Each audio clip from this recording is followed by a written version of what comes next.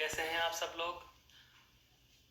स्वागत है आप सबका उत्कर्ष क्लासेज की इस ऑनलाइन क्लास में। दोस्तों, हम पिछली कक्षा में शुरू कर चुके हमारा बिंदु अविकारी शब्द, और उसी को हम और आगे गति देते हैं, गति प्रदान करते हैं। और अविकारी शब्द में हम शुरू कर चुके हैं आज क्रिया विशेषण को। दोस्तों, क्रिया विशेषण बिंदु, यह कहें अविकारी शब्दों की जान, अविकारी शब्दों में सबसे ज्यादा प्रभावी। क्यों? इससे पहले जो भी अव्यय की बात की जाती है तो आपको पता ही होगा, मोस्टली अव्यय नाम आते ही हमारे जहन में 3 नाम आते हैं, और उन 3 नामों में हम जानते हैं, एक नाम आता है संबंध बोधक का, एक नाम आता है समुच्चय बोधक का, और एक नाम आता है दोस्तों विस्मयादि बोधक का। क्या आता है? विस्मयादि बोधक। लेकिन अव्यय की बात की जाए तो आप यह नहीं कह सकते कि अव्यय 3 ही होते हैं। अव्यय होते हैं 4। कितने होते हैं दोस्तों? 4। और चौथा और जो सबसे महत्वपूर्ण अव्यय होता है वह है आपका कौन सा? क्रिया विशेषण। अब होता क्या है, इनके अध्ययन का एक तरीका है, वो मैं आपको बताना चाहूंगा।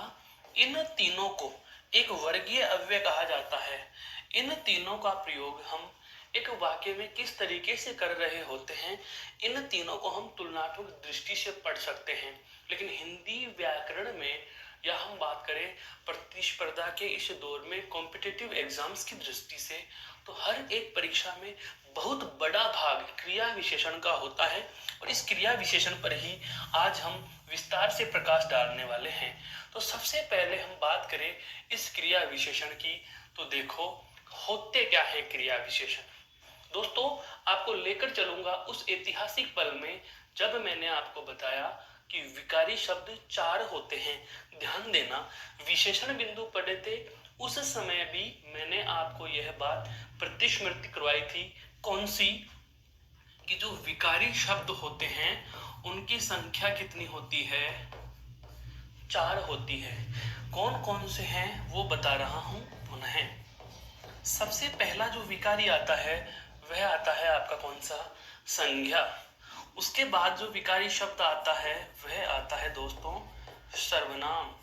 उसके बाद विकारी शब्द आता है दोस्तों विशेषण, और उसके बाद अंतिम विकारी शब्द जो आता है वह आता है क्रिया। बेसिक भूमिका समझिए, बिंदु कहां से निकल कर आया, यह बेहद आवश्यक है जानना।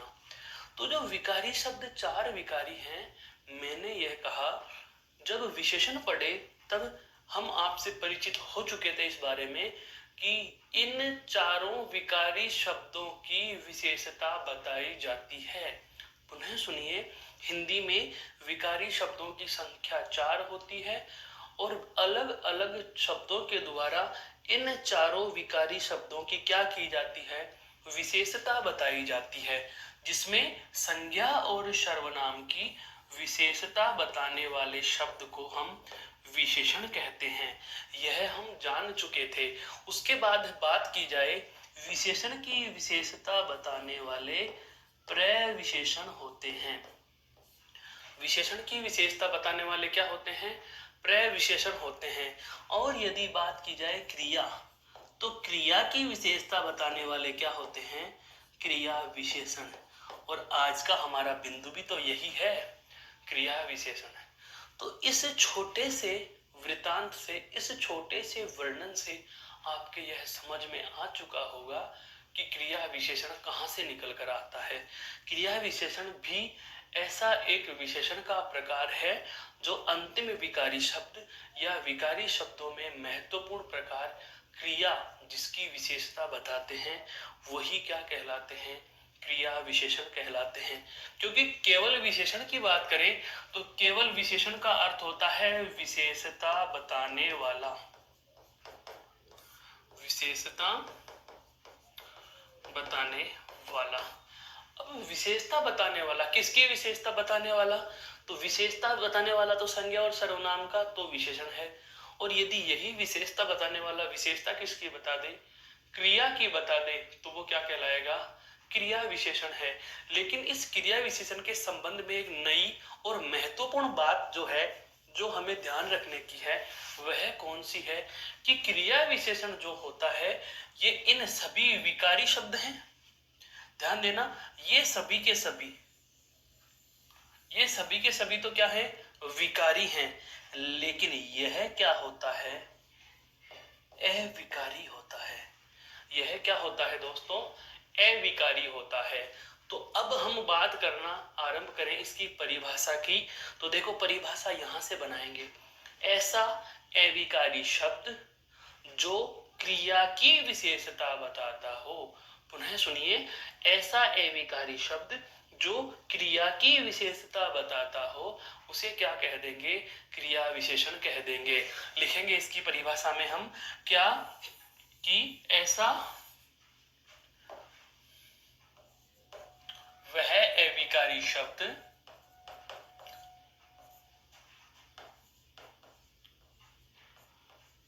जो, वह अविकारी शब्द जो क्रिया की विशेषता बताते हैं, वे अविकारी शब्द जो क्रिया की विशेषता बताते हैं, क्रिया विशेषण कहलाते हैं। वे अविकारी शब्द जो क्रिया की विशेषता बताते हैं, क्रिया विशेषण कहलाते हैं, क्रिया विशेषण कहलाते हैं। कहने का मतलब यह हुआ, क्रिया की विशेषता बताने वाले अविकारी शब्दों को ही क्या कहा जाता है, क्रिया विशेषण कहा जाता है।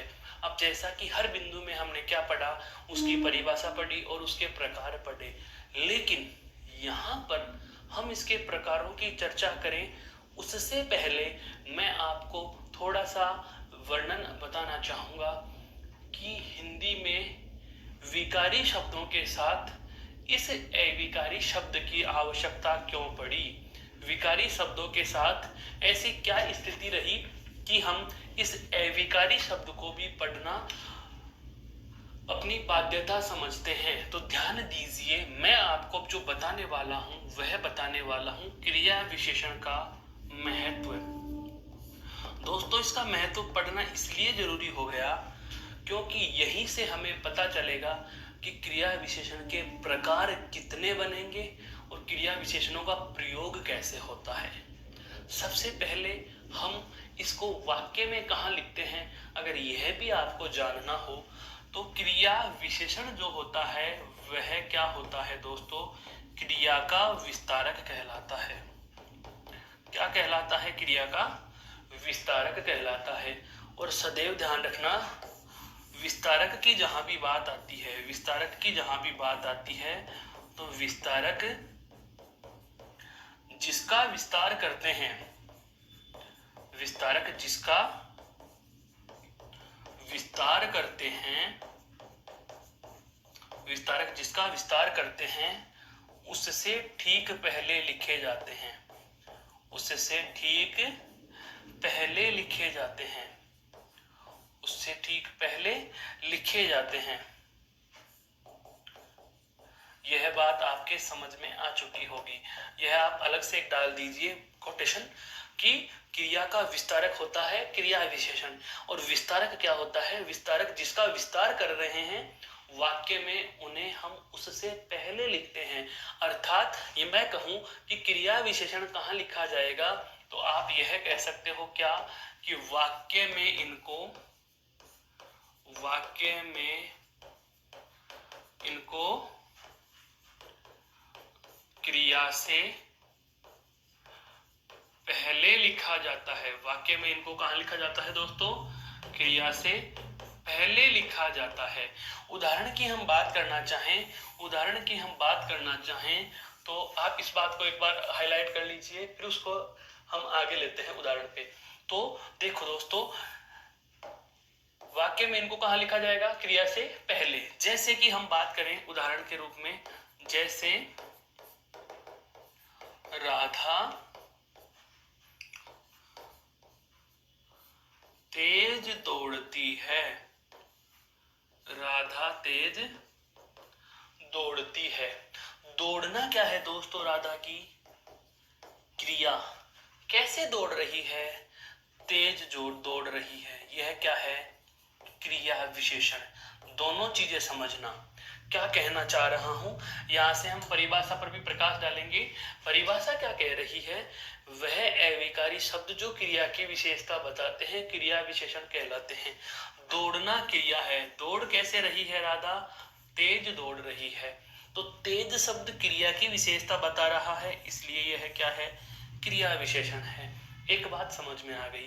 बात नंबर 2 महत्वपूर्ण, क्या वाक्य में इनको क्रिया से पहले लिखा जाता है। क्रिया और क्रिया से पहले, क्रिया से पहले लिखा गया है। कहाँ लिखा गया है? क्रिया से पहले लिखा गया है। यह महत्वपूर्ण बात है ध्यान रखने की कि क्रिया से कहाँ लिखे जाते हैं? ये पहले लिखे जाते हैं। इनको वाक्य में क्रिया से पहले लिखा गया है। दोनों चीजें आ गई समझ में दोस्तों? पुनः सुन लीजिए। क्रिया विशेषण एक अविकारी शब्द है जो क्रिया की विशेषता बताने का काम करता है और इनको वाक्य में क्रिया से पहले लिखा जाता है, जैसा कि हमने उदाहरण से देख लिया। यहां तक की बात हो चुकी है तो मुझे आज्ञा दें ताकि हम अगली बात करें क्रिया विशेषण के महत्व की। देखो, क्रिया विशेषण के महत्व की बात करते हैं तो हेडिंग डाल लेंगे हम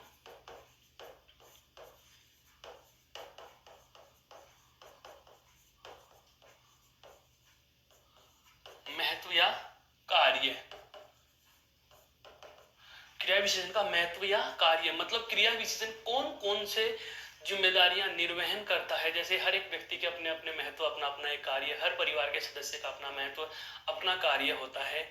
ठीक उसी प्रकार से क्रिया विशेषणों के क्या क्या काम है, वाक्य में इनका महत्व क्या है, वह हम जानेंगे। उसके बाद हम प्रकार पर चर्चा करेंगे।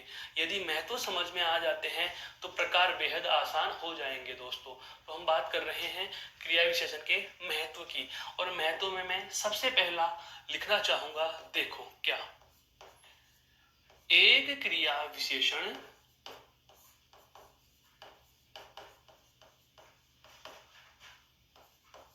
दूसरे क्रिया विशेषण की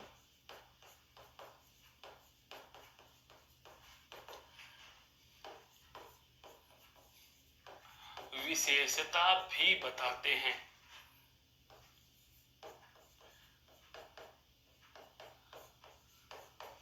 बहुत अच्छी और बेसिक सी बात है।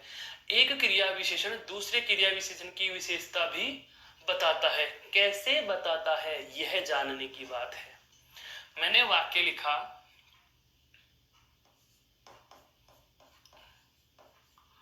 बालक देर तक पुस्तक पढ़ता है।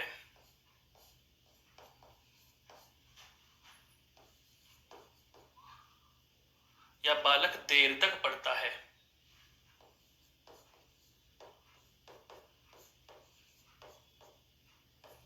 अब बहुत अच्छे से समझना दोस्तों, एक ही उदाहरण से आपको पूरी टॉपिक की भूमिका समझ में आने वाली है। हम बात कर रहे हैं इसी उदाहरण की। बालक देर तक पढ़ता है। दोस्तों, पद परिचय की बात करें तो पढ़ना शब्द क्या है? यहाँ क्रिया है। क्या है यहाँ पर? क्रिया। पढ़ने का काम कौन कर रहा है? बालक। बालक क्या है यहाँ पर? करता है। क्या है यहाँ पर? करता है।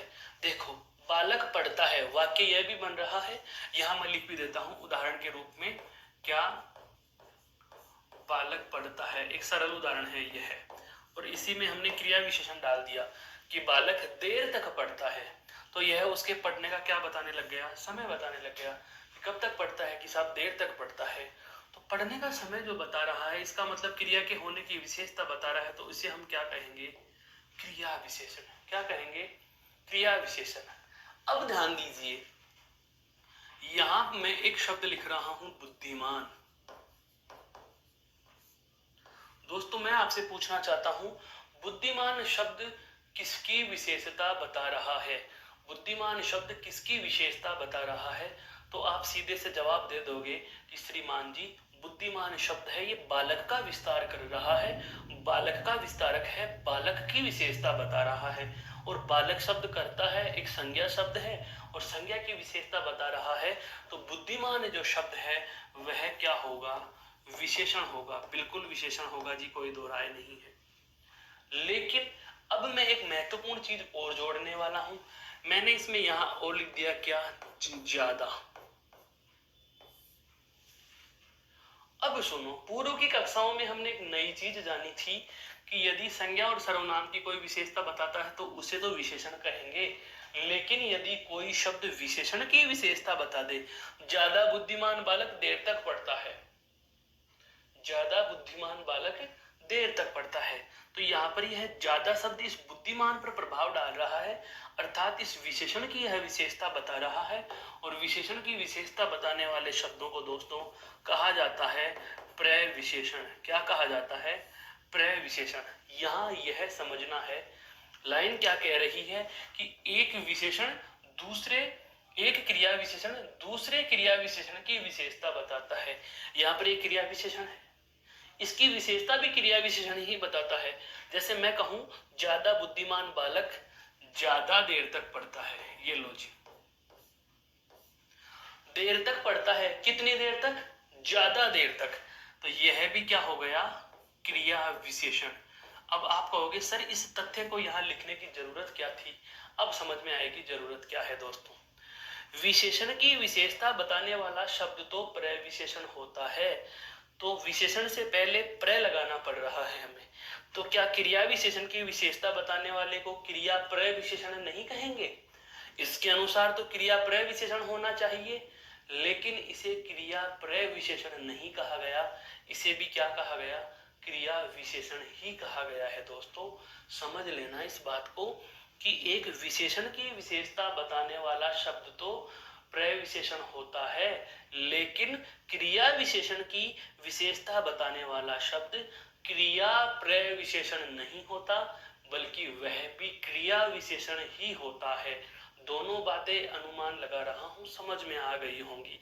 क्या कि इस वाक्य में पढ़ना क्रिया के लिए क्रिया विशेषण क्या है, देर तक, और देर तक क्रिया विशेषण के लिए क्रिया विशेषण क्या है, ज्यादा। अर्थात यहां देख रहे हैं कि एक क्रिया विशेषण दूसरे क्रिया विशेषण की विशेषता बता रहा है, एक क्रिया विशेषण दूसरे क्रिया विशेषण की विशेषता बता रहा है, एक क्रिया विशेषण दूसरे क्रिया विशेषण की विशेषता बता रहा है। शायद आपके यह बात समझ में आ गई होगी। कहने का मतलब यह हुआ, परीक्षा में प्रश्न कैसे पूछता है वह जानो। परीक्षा में प्रश्न आ जाता है, आपको यही इस प्रकार से वाक्य दे दिया जाएगा और इस वाले पद को अंडरलाइन कर दिया, रेखांकित कर दिया, और प्रश्न पूछ बेटा परीक्षा के क्या कि रेखांकित पद है, और विकल्प चुनना विशेषण, प्रविशेषण, क्रिया विशेषण और क्रिया प्रविशेषण। हम क्या सोचते हैं कि जैसे संज्ञा की विशेषता बताने वाला विशेषण और विशेषण की विशेषता बताने वाला प्रविशेषण, ठीक उसी प्रकार से क्रिया की विशेषता बताने वाला क्रिया विशेषण और क्रिया विशेषण की विशेषता बताने वाला क्रिया प्रविशेषण होगा।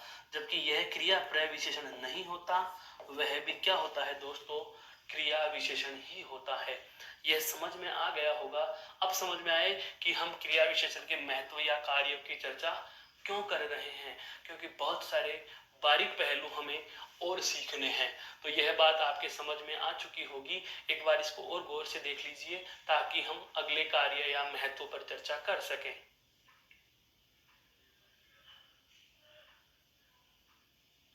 देखो अगला जो महत्व है वह है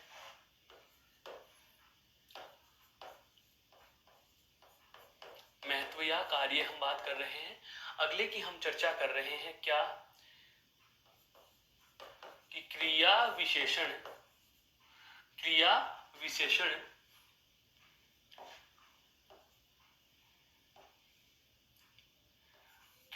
के होने की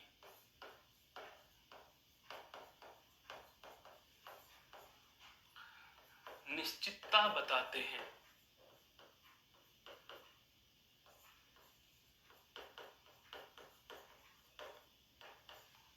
क्रिया विशेषण क्रिया के होने की क्या बताते हैं? निश्चितता भी बताते हैं कि क्रिया वास्तव में होगी या नहीं होगी। उदाहरण समझना, मैं कहूं राम आएगा। राम कौन है भाई? कर्ता। आना क्या है? क्रिया। लेकिन अब मैं कहूं राम जरूर आएगा। राम जरूर आएगा। क्रिया का होना आना है, आना क्रिया हो रही है, आएगा राम। मैंने कहा केवल राम आएगा, अब आ भी जाए नहीं भी आए, लेकिन मैंने कह दिया राम जरूर आएगा। इसका मतलब यह क्या बता रहा है? निश्चितता बता रहा है। क्या बता रहा है? निश्चितता बता रहा है। बेसिक बेसिक सी चीजें, बहुत छोटी छोटी, इनको माइनर पहलू को पहचानना है। क्रिया विशेषण है, यह बिल्कुल क्रिया विशेषण है, इसलिए तो क्रिया से पहले लिखा हुआ है। और ये क्रिया विशेषण होने के साथ साथ हमें क्या बता रहा है? क्रिया के होने की श्योरिटी बता रहा है, क्रिया के होने की निश्चितता बता रहा है। समझ में आया दोस्तों? दूसरा कार्य था। तीसरे कार्य की हम चर्चा करें, तीसरे कार्य की हम चर्चा करेंगे। तो तीसरा कार्य, यहां तो इसने क्या बता दी? निश्चितता। हो सकता है क्रिया विशेषण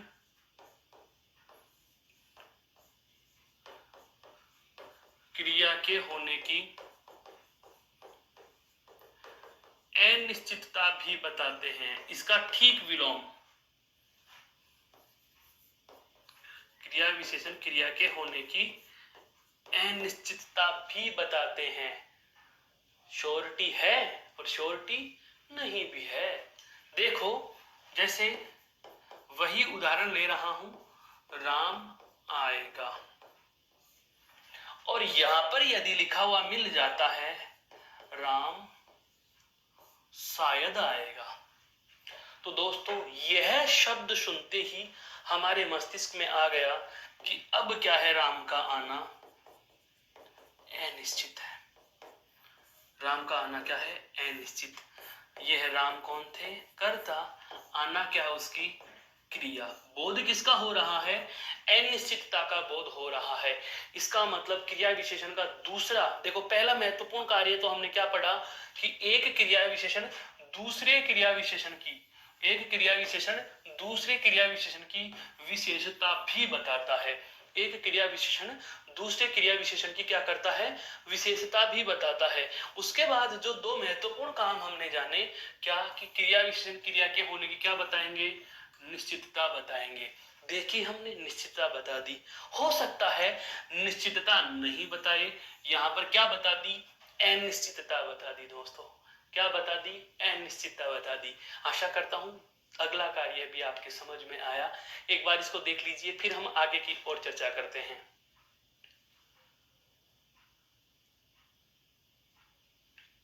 देखो, तीन कार्य हो चुके, चौथे कार्य की चर्चा करते हैं, महत्व या कार्य। और ये महत्व या कार्य हम बात कर रहे हैं दोस्तों क्रिया विशेषण के। तो क्रिया विशेषण के महत्व या कार्य में आगे देखो, क्रिया विशेषण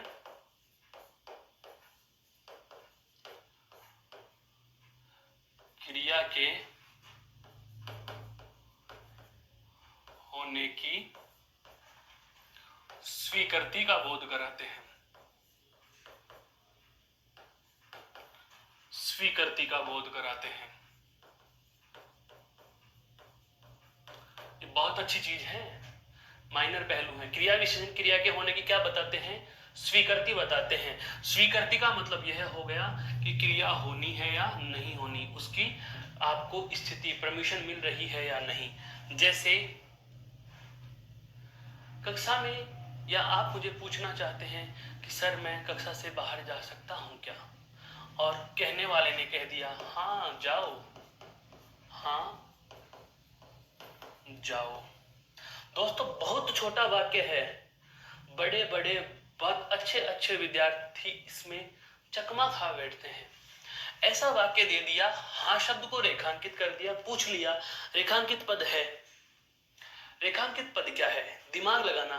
क्रिया से पहले लिखा हुआ है, इसका मतलब क्रिया का विस्तारक, और क्रिया की ये क्या बता रहा है, स्वीकृति, और क्रिया की स्वीकृति बताता है। सर ने कहा था क्रिया की स्वीकृति बताने का काम भी किसका होता है, क्रिया विशेषण का होता है। इसका मतलब ध्यान रखना, जाना तो क्या है दोस्तों यहाँ पर, क्रिया, और ये हाँ शब्द क्या बता रहा है हमें, क्रिया के होने की स्वीकृति का बोध कराता है। किसका बोध कराता है, स्वीकृति का बोध कराता है। और जब आपसे पूछ लिया जाए कि यदि क्रिया विशेषण क्रिया के होने की स्वीकृति बताते हैं, तो अगला कार्य हम यह भी कह सकते हैं दोस्तों कि क्रिया विशेषण जो है क्रिया के होने की निषेधता, क्रिया के होने की निषेधता भी बताते हैं। वही वाली बात है, निश्चितता का विलोम अनिश्चितता, तो स्वीकृति का विलोम क्या हो जाएगा, स्वीकृति का विलोम क्या ले लेंगे, यहाँ निषेधता भी बताते हैं। कार्य के लिए जरूरी थोड़ी है कि मैं हर बार यही कहूं जाओ, यह भी तो कह सकता हूं मत जाओ, यह भी तो कह सकता हूं दोस्तों मत जाओ। अब यहां पर जाओ तो क्या हो जाएगी दोस्तों, क्रिया, और मत यह शब्द क्या बता रहा है, तो निषेधता, अर्थात मना करने का बोध करा रहा है। किसका बोध करा रहा है, मना करने का, निषेधता या मना करने का। तो क्रिया विशेषण क्रिया के होने की निश्चितता बताते हैं, क्रिया विशेषण क्रिया के होने की अनिश्चितता बताते हैं, क्रिया विशेषण क्रिया के होने की स्वीकृति बताते हैं, तो क्रिया विशेषण क्रिया के होने की निषेधता भी बताते हैं। आगे बढ़ सकते हैं दोस्तों, इसको देख लीजिए, फिर हम अगले प्रकार पर चर्चा करेंगे।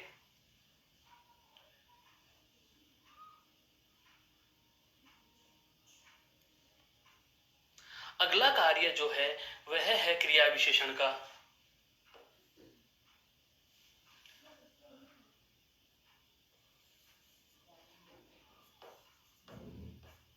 क्रिया विशेषण क्रिया के होने की दिशा का बोध कराते हैं। बहुत अच्छी चीज है यहाँ पर ये। क्रिया विशेषण क्रिया के होने की क्या बताते हैं, दिशा, कौन सी दिशा में क्रिया होगी। जैसे इधर आओ, ऊपर देखो। तो यहां पर जो ध्यान देने वाली बात है, आना और देखना, दोस्तों यह तो क्या है, क्रिया है, यह तो क्या है, क्रिया। लेकिन बात की जाए यहाँ इधर और ऊपर की, तो यह क्या बता रहे हैं हमें, क्रिया के होने की दिशा। क्या बता रहे हैं, क्रिया के होने की हमें क्या बता रहे हैं, दिशा। लिख दिया जाए, सामने देखो, ये क्या है, दिशा है। पूर्व की ओर देखो, यह क्या है, सामने। विदेश नीति नहीं बता रहा दोस्तों, उदाहरण बता रहा हूं क्रिया विशेषण का, क्रिया विशेषण के कार्य या महत्व का। तो क्रिया विशेषण के कार्य या महत्व की चर्चा करें तो आप बेझिझक कह सकते हो कि क्रिया विशेषण क्रिया के होने की दिशा का बोध भी कराते हैं। अगला कार्य है क्रिया विशेषण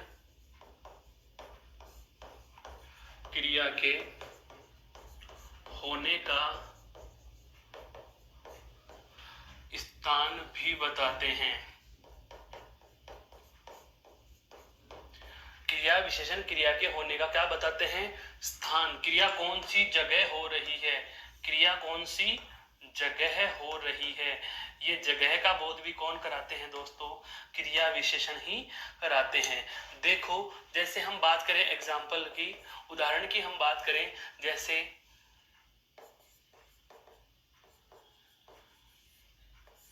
बिल्ली मेज पर बैठी है, बिल्ली मेज पर बैठी है। बैठना क्या है दोस्तों, आप कह दोगे सर क्रिया है, बैठना क्या है? क्रिया है, बिल्कुल क्रिया है जी। बैठने का काम किसने किया? कर्ता ने। किसने किया? कर्ता ने। मेज पर बैठना, यह बैठने की क्या है दोस्तों? जगह है। यह क्या बता रही है? जगह बता रही है। यह क्या बता रही है? जगह, या आप कह सकते हो स्थान। तो क्रिया विशेषण क्रिया के होने का स्थान या क्रिया के होने की जगह का बोध भी कराते हैं। तो अगला और सबसे ज्यादा महत्वपूर्ण कार्य है क्या? क्रिया विशेषण क्रिया के होने का स्थान भी बताते हैं। इनके साथ साथ एक महत्वपूर्ण कार्य यह भी है क्या कि एक क्रिया विशेषण दूसरे क्रिया विशेषण की विशेषता भी बताते हैं। अब तक के वर्णन के अनुसार दो कार्य महत्वपूर्ण, एक तो यह वाला और दूसरा जो आपका अभी अभी हमने जाना दोस्तों, कौन सा? क्रिया विशेषण क्रिया के होने का क्या बताते हैं? स्थान भी बताते हैं। एक बार इसको गौर से देख लीजिए, फिर हम चलते हैं अगले प्रकार पर।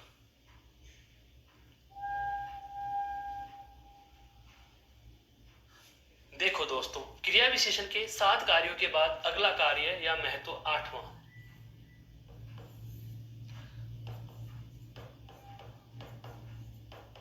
क्रिया विशेषण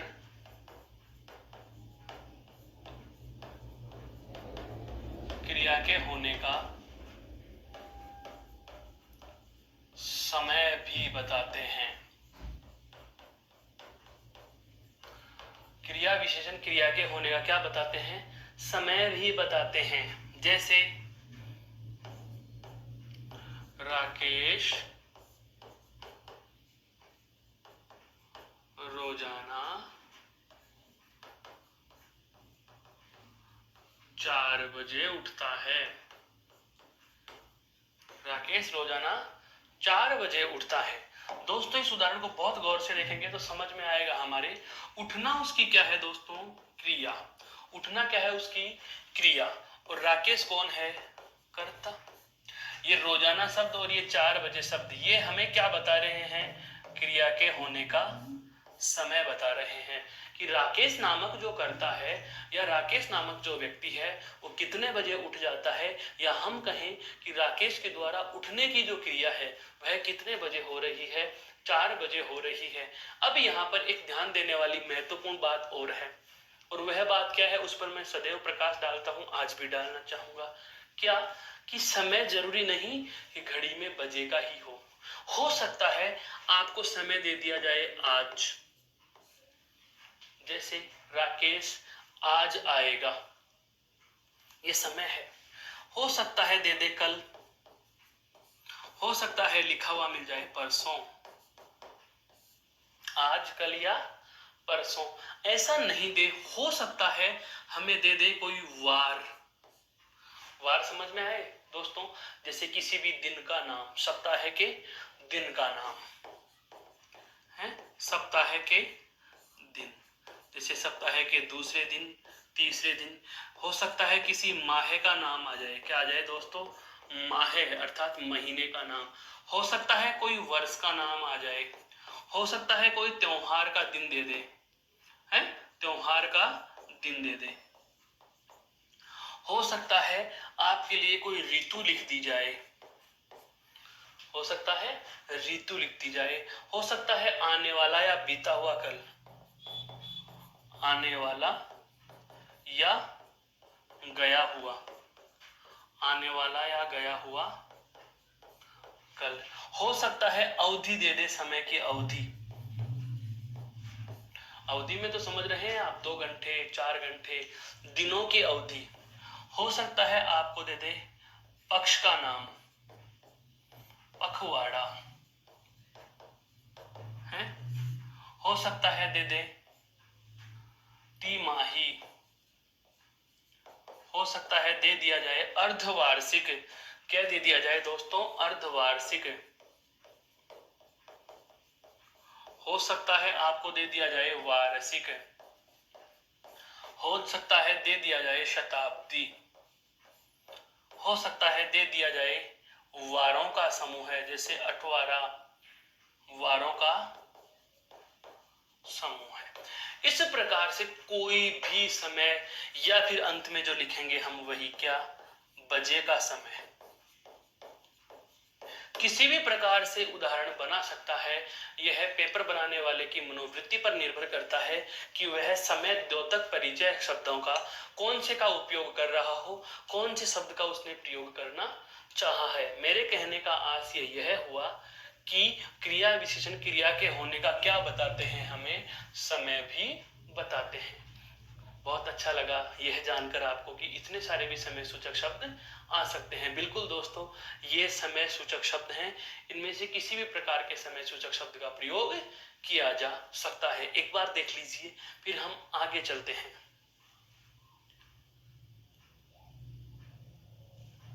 अगला क्रिया विशेषण का जो कार्य या महत्व है, अगला जो क्रिया विशेषण का कार्य या महत्व है दोस्तों, हम उसकी बात करना चाहेंगे।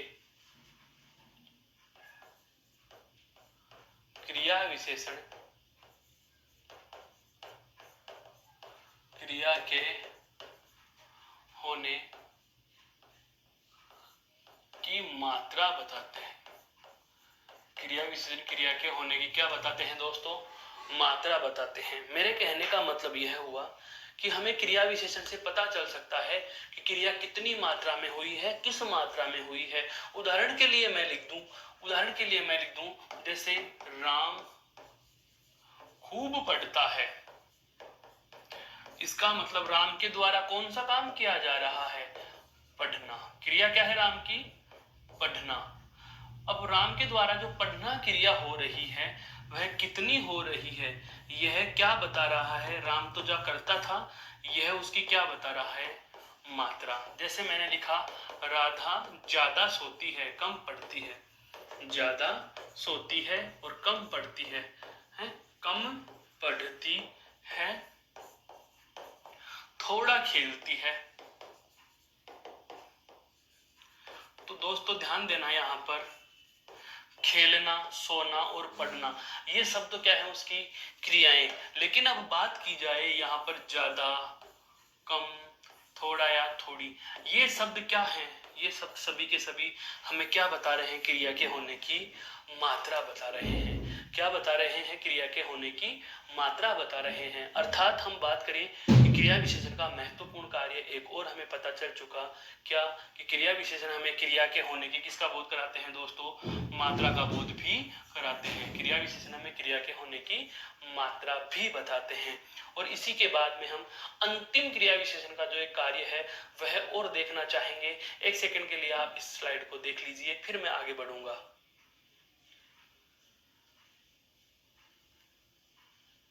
अब देखो दोस्तों, हम अगली बात करते हैं अगले कार्य पर और अंतिम कार्य पर। जो अंतिम कार्य और महत्वपूर्ण कार्य है, क्या कि क्रिया विशेषण क्रिया के होने का तरीका भी बताते हैं। क्रिया विशेषण क्रिया के होने का तरीका, तरीके से मतलब क्या है मेरा? तरीके से मेरा आशय है दोस्तों क्रिया के संपादित होने का ढंग। क्रिया के संपादित होने का ढंग। जैसे बात करें उदाहरण की,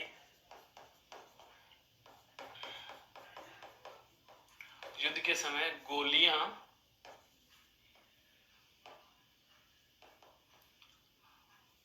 धड़ाधड़ चली। गोलियां कैसे चली? धड़ाधड़ चली। मोहन सरपट दौड़ गया है। मोहन सरपट दौड़ गया। कैसे दौड़ा मोहन? सरपट दौड़ गया। दौड़ जाना क्या है दोस्तों? यहाँ उसकी क्रिया है। दौड़ जाना क्या है? क्रिया। चलना क्या है यहाँ पर? क्रिया। लेकिन अब हम बात करें क्या कि यहाँ पर धड़ाधड़ और यहाँ पर सरपट, ये दोनों के दोनों शब्द हमें क्रिया के होने का क्या बता रहे हैं? तरीका बता रहे हैं कि क्रिया किस तरीके से हुई, क्रिया किस तरीके से हुई, कार्य कैसे घटित हुआ, यह बताने का काम भी कौन करता है दोस्तों? क्रिया विशेषण करता है। कहने का आशय यह हुआ कि क्रिया विशेषणों से ही हमें पता चलता है, क्रिया विशेषण ही हमें बताते हैं कि काम किस तरीके से हुआ, क्रिया किस तरीके से या कार्य किस तरीके से संपन्न हुआ। तो ये हमने अब तक जो जाने हैं पूरे के पूरे 10 कार्य, एक बार मैं पुनः प्रकाश डाल देता हूं। सबसे पहला कार्य जाना, एक क्रिया विशेषण दूसरे क्रिया विशेषण की विशेषता बताते हैं। उसके बाद में हमने अगली बात जो जानी वह जानी कि क्रिया विशेषण क्रिया के होने की निश्चितता भी बताते हैं और क्रिया के होने की अनिश्चितता भी बताते हैं। फिर हमने जाना कि क्रिया विशेषण क्रिया के होने की स्वीकृति भी बताते हैं और निषेधता भी बताते हैं। फिर अगली बात आई क्रिया के होने की क्या बताते हैं, दिशा। फिर जाना स्थान और जगह। उसके बाद हमें पता चला कि क्रिया विशेषण क्रिया के होने की स्वीकृति और निषेधता, स्थान और दिशा। और उसके बाद में हमें पता चला क्रिया के होने का समय। समय के बाद हमने अभी अभी जाना है क्रिया के होने की मात्रा। और अंतिम बात मैंने आपके सामने रखी है क्या, कि क्रिया विशेषण क्रिया के संपादित होने का तरीका भी हमें बताते हैं। तो यह हम अब तक क्रिया विशेषण के कार्य या महत्व पढ़ रहे थे, न कि प्रकार। क्रिया विशेषण के प्रकार अभी हम नहीं पढ़े हैं दोस्तों, क्रिया विशेषण के प्रकारों की चर्चा अब होगी। पहले अभी हमने यह जाना कि क्रिया विशेषण हिंदी में पढ़ना क्यों महत्वपूर्ण है, हिंदी में अपना क्या रोल अदा रखते हैं, क्या रोल अदा करते हैं हिंदी व्याकरण में, क्रिया के साथ इनकी क्या भूमिका होती है, किस प्रकार की भूमिका का ये निर्वहन करते हैं।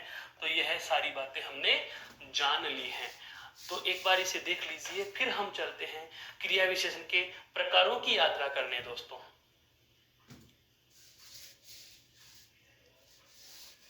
देखो, अब हम बात करेंगे क्रिया विशेषण के प्रकार। तो हेडिंग डाल दीजिए नई, क्या क्रिया विशेषण के प्रकार। दोस्तों ये बात अब तक जो हम जितने भी कार्यों से परिचित हो पाए हैं वो क्यों हुए, आप किताबों में ढूंढने का प्रयास करेंगे लेकिन वह निरर्थक होगा। यह चीजें किताबों में नहीं मिलती।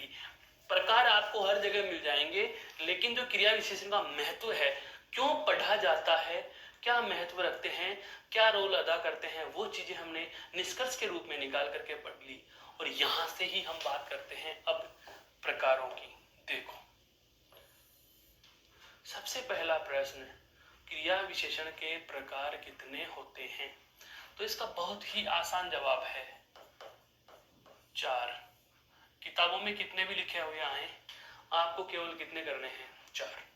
क्रिया विशेषण के वास्तविक प्रकार कितने होते हैं, 4 होते हैं, 4 ही होते हैं। और 4 कौन कौन से होते हैं मैं नाम लिखना चाहूंगा। बिल्कुल,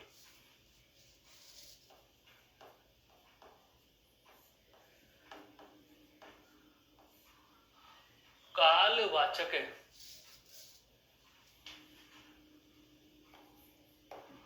दूसरा है दोस्तों स्थानवाचक, तीसरा है दोस्तों परिमाणवाचक, और चौथा या अंतिम है आपका रीतिवाचक। अंतिम कौन सा है, रीतिवाचक। क्या पढ़ रहे हैं, क्रिया विशेषण। क्रिया विशेषण के प्रकार कितने, 4। कौन कौन से, कालवाचक, स्थानवाचक, परिमाणवाचक और रीतिवाचक क्रिया विशेषण। किताबों में आपको ऐसे शॉर्ट फॉर्म में लिखा हुआ मिलता भी है, कासरीप, काल स्थान रीति और परिमाणवाचक, काल स्थान रीति और परिमाणवाचक। लेकिन अब इन प्रकारों को समझने की आवश्यकता आप कितनी महसूस करोगे जब मैं इधर एक लाइन में कुछ लिखने वाला हूं, उसके बाद अचंभित होंगे हम सभी कि यह इतना सरल कैसे हो गया। दोस्तों अभी अभी हमने पिछले जो चर्चा की है उसमें बहुत अच्छे से जान लिया कि क्रिया विशेषण क्या क्या कार्य कर सकते हैं। बस उन कार्यों को हम इन 4 प्रकारों के अनुसार देखेंगे, अपने आप प्रकार बन जाएंगे, अपने आप स्वतः ही इनकी परिभाषाएं निर्मित हो जाएंगी। देखो, सबसे पहले हमने जाना था क्या कि एक विशेषता बताता है, एक दूसरे की विशेषता बताता है। अब शॉर्ट फॉर्म में लिखूंगा इसको, फिर हम इनको जोड़ेंगे। एक दूसरे की विशेषता बताना, सबसे पहला काम यही जाना। उसके बाद हमने दूसरी बात क्या जानी, क्रिया के होने की क्या बताएंगे, निश्चितता। फिर तीसरी बात हमने क्या जानी, क्रिया के होने की क्या बताएंगे, अनिश्चितता। फिर हमने क्या जानी, क्रिया के होने की क्या बताएंगे, स्वीकृति। बिल्कुल। फिर क्या आया, निषेधता। क्या आया दोस्तों, निषेधता। फिर उसके बाद हमने जाना क्रिया के होने की क्या बताएंगे, स्थान। और क्या बताएंगे, दिशा।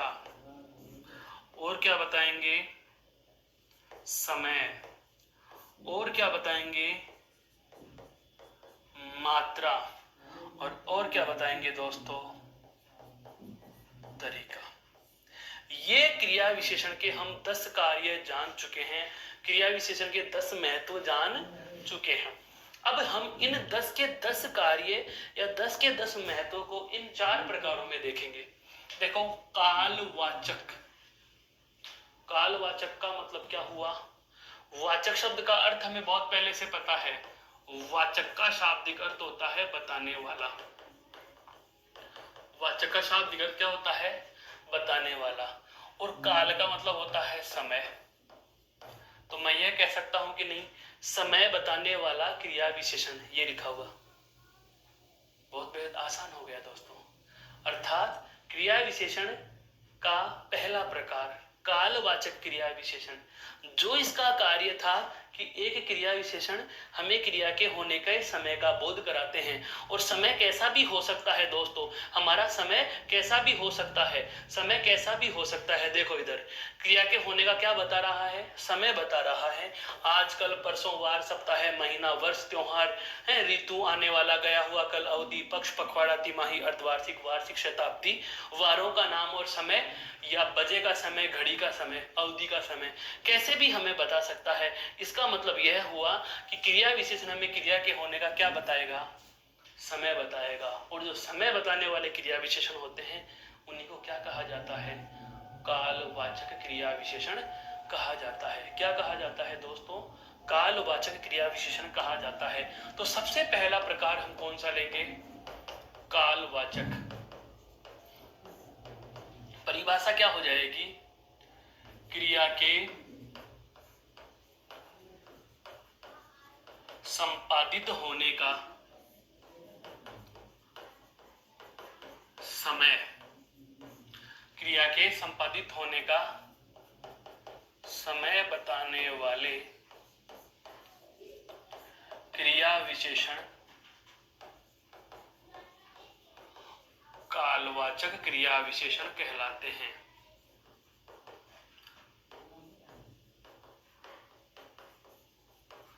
जैसे मैं प्रत्येक मंगलवार, यहां पर मैंने दोस्तों क्या लिख दिया, वार का नाम। मैंने क्या लिख दिया, वार का नाम लिख दिया। मैं प्रत्येक मंगलवार कहां जाता हूं, मंदिर जाता हूं। यहां पर मैंने क्या लिखा है दोस्तों, वार का नाम लिख दिया। और वार का नाम है तो वह भी क्या है, समय है। क्या है ये दोस्तों, समय है। तो क्रिया विशेषण का पहला काम कौन सा था, समय बताने का। तो पहला प्रकार कालवाचक क्रिया विशेषण। ध्यान दीजिए, इस कालवाचक के साथ हम किसको जोड़ देंगे, समय को जोड़ देंगे। किसको जोड़ देंगे, समय को जोड़ देंगे। यह चीज क्लियर हुई दोस्तों। तो एक बार इस स्लाइड को आप देख लीजिए, फिर हम आगे की बात करेंगे।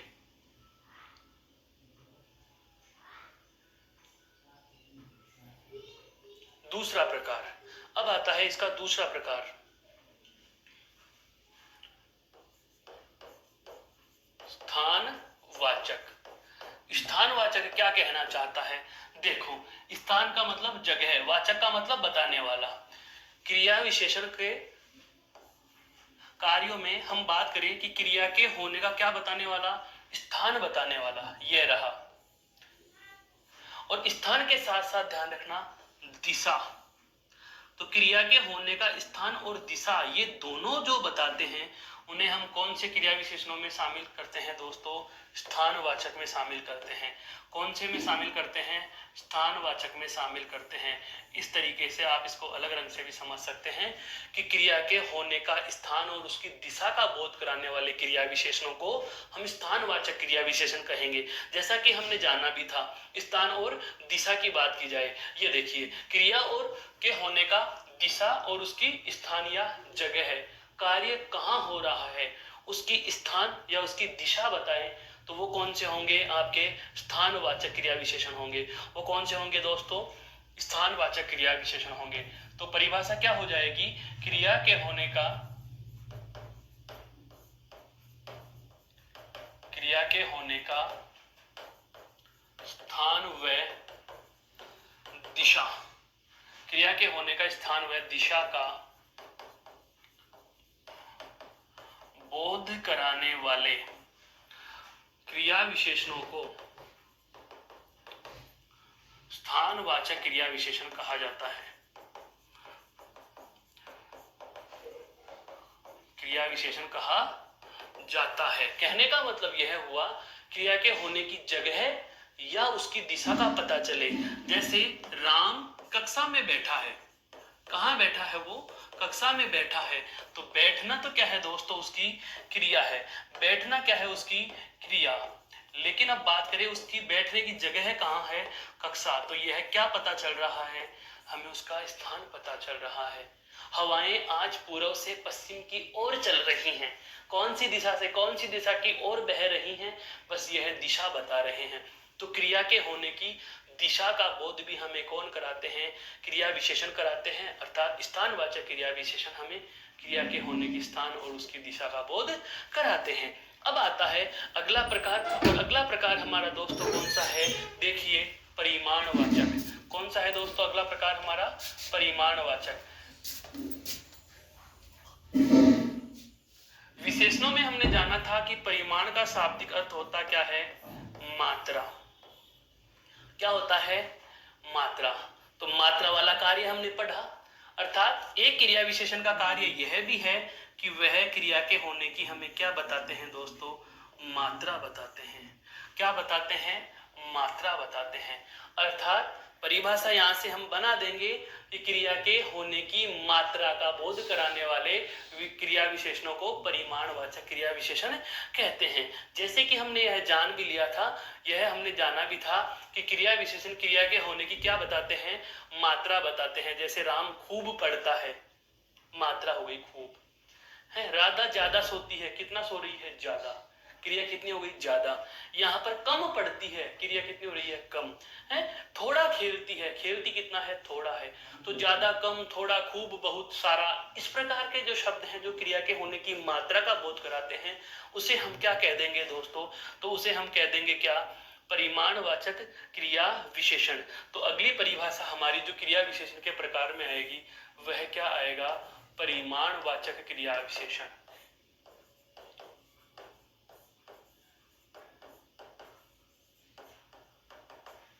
परिमाणवाचक क्रिया विशेषण की परिभाषा में हम क्या लिखेंगे, वे क्रिया विशेषण जो क्रिया के होने की मात्रा का बोध कराते हैं। वे क्रिया विशेषण जो क्रिया के होने की मात्रा का बोध कराते हैं, परिमाणवाचक क्रिया विशेषण कहलाते हैं। परिमाणवाचक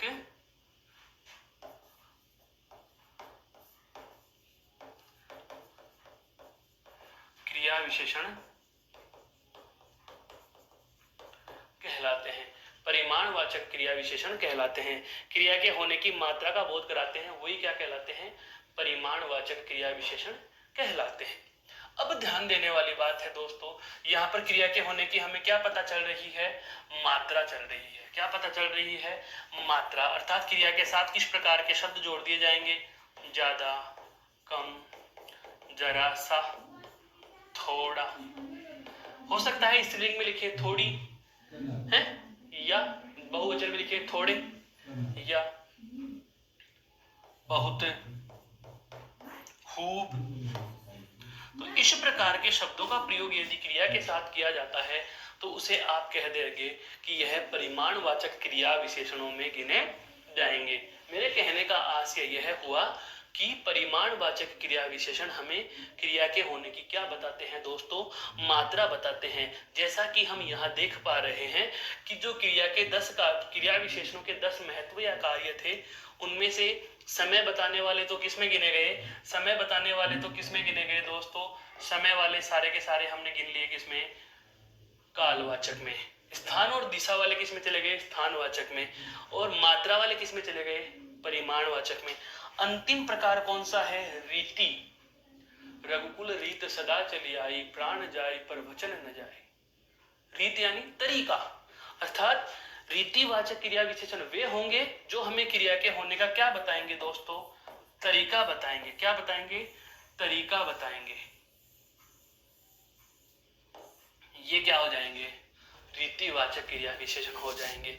यह क्या हो जाएंगे, रीतिवाचक क्रिया विशेषण हो जाएंगे। तो अगला जो प्रकार और अंतिम जो प्रकार हम पढ़ने वाले हैं वह कौन सा होगा, रीतिवाचक क्रिया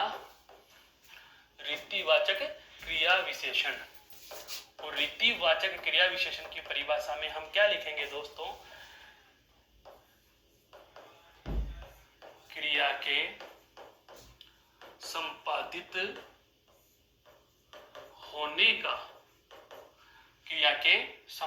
होने का ढंग यानी तरीका बताने वाले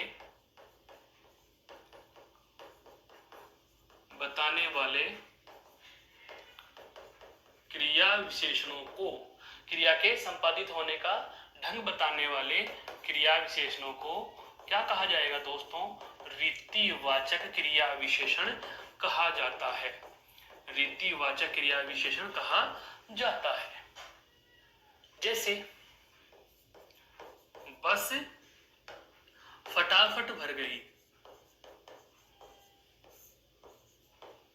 बस फटाफट भर गई।